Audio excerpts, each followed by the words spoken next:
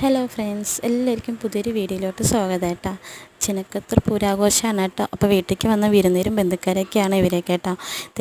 നല്ല തിരക്കാണ്. തിരക്കിൻ്റെ ഇടയിലാണ് ഇപ്പോൾ ഈ ഓരോരോ വീഡിയോസ് ഇങ്ങനെ എടുക്കണം കേട്ടോ. വീട്ടിലെ പണിയെല്ലാം ഒരുവിധം ഒതുക്കിയതിന് ശേഷം വേല പുറപ്പെട്ടു കേട്ടോ. പുറപ്പെടുമ്പോൾ ഞങ്ങൾ വേഗം ഒന്ന് പുറപ്പെട്ടിട്ട് കൂടെ പോകാൻ നിൽക്കുക കേട്ടോ.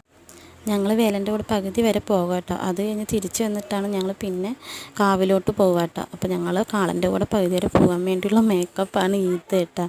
എല്ലാവരും തിരക്ക് പിടിച്ച് ഓരോരോ കാര്യങ്ങൾ ചെയ്യാൻ കേട്ടോ.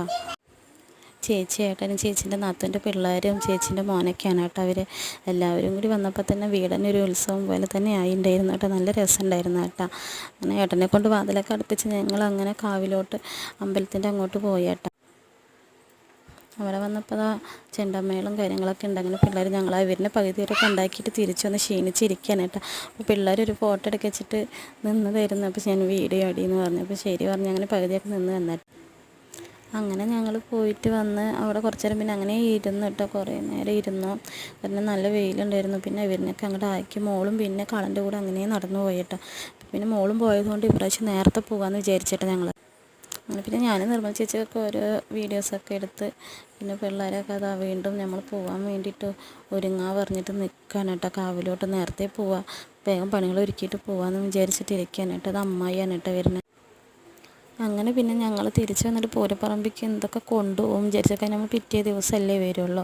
അപ്പോൾ വൈകുന്നേരം കഴിക്കാനൊക്കെ എടുക്കണ്ടേ. ഇത് അമ്മായിയാണ് കേട്ടോ, ഇത് അമ്മേ. അങ്ങനെ ഞങ്ങൾ കഴിക്കാൻ ഇപ്പോൾ എന്തൊക്കെ എടുക്കാൻ, പത്തിരി ഉണ്ടായിരുന്നു, ദോശയുണ്ട്, ചോറൊക്കെ ഉണ്ട്, പിന്നെ ഇറച്ചിക്കറി ഉണ്ട്, കുമ്പളങ്ങ ഇറച്ചിക്കറിയൊക്കെ വെച്ചതുണ്ട്.